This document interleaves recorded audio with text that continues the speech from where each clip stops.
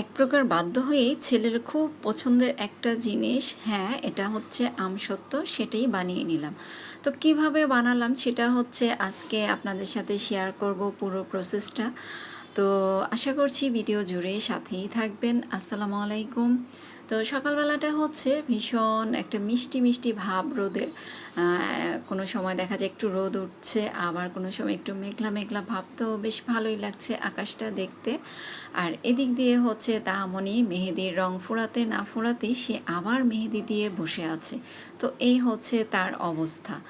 আর আমসত্ত্বটা কিভাবে তৈরি করব সেটা হচ্ছে আপনাদের সাথে একটু শেয়ার করছি।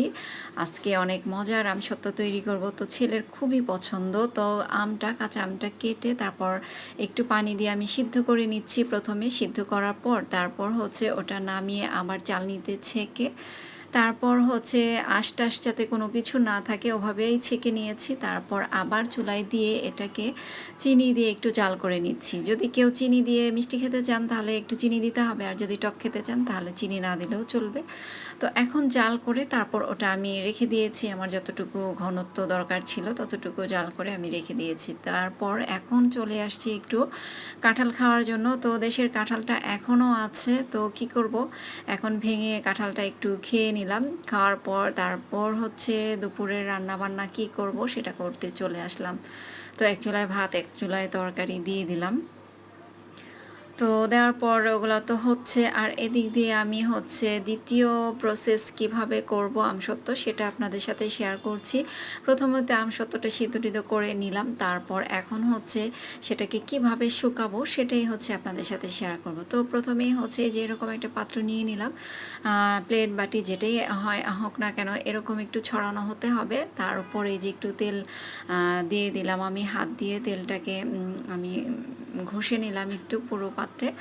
তারপর যে আমটা আমি জাল করেছিলাম তো সেটা একটু দিয়ে দিলাম। তো দিয়ে এটা হচ্ছে এখন একটু ছড়িয়ে দিব।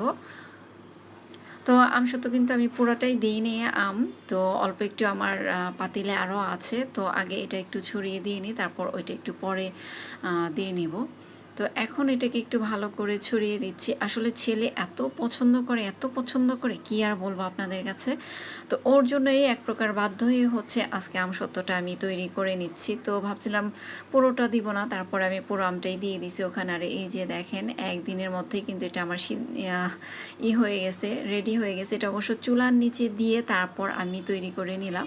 একদমই শুকিয়ে গেছে, আর আমি একটু হাত দিয়ে দেখলাম যে লেগে আসে কি না, যে না, একদম শুকিয়ে গেছে, আর হাতেও কোনো প্রকার লেগে আসতেছে না আমার। তো এখন এটাকে হচ্ছে আমি একটু সমান করে কেটে তারপর এটাকে উঠিয়ে নিব।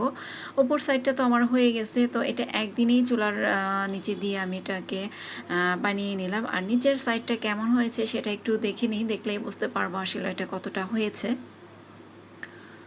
তো এই যে যারা আমসত্ত্ব খেতে পছন্দ করেন বা আমার ছেলের মতো যারা পছন্দ করেন তারা এভাবে ঘরে কিন্তু বানিয়ে নিতে পারেন।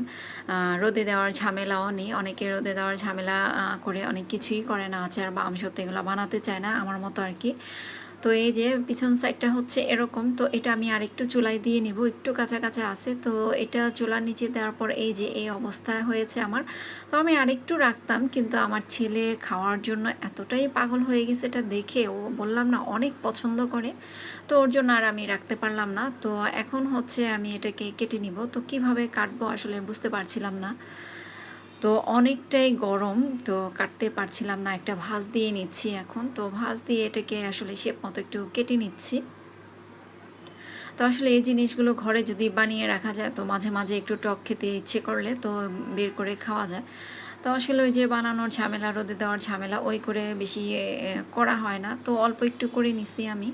তো এরকম চাইলে মাঝে মাঝে একটু করে আসলে রাখা যায় ঘরে, যাতে মাঝে মাঝে আর কি খাওয়া যায়। তো এখন এটাকে একটু পেঁচিয়ে নিচ্ছি। আসলে এতটাই গরম যে পেঁচানোও যাচ্ছে না, আর আমি অতটা তো পারদর্শী না, প্রথম বানালাম এটা। তো খেতে মোটামুটি ভালোই হয়েছে। তবে রোদে শুকিয়ে বানালে যেরকম একটা মজার টেস্ট হয় আমার কাছে মনে হয় ওইটার টেস্ট অনেকটাই ভালো। তবে রোদে দেওয়ার ঝামেলা ছাড়া এইরকম একটু আমসত্ত্ব করে খাওয়াও কিন্তু অনেকটাই মজার ব্যাপার বা অনেক বড় ব্যাপার আমি মনে করি। তো এই যে আমার আমসত্ত্বটা হয়ে গেছে, তো দেখতে কেমন হয়েছে অবশ্যই বলবেন। আর একদমই রোদে দেওয়ার ঝামেলা ছাড়াই আজকের আমসত্ত্বটা তৈরি করে নিলাম। চাইলে আপনারাও করতে পারেন। আশা করছি ভালো লাগবে।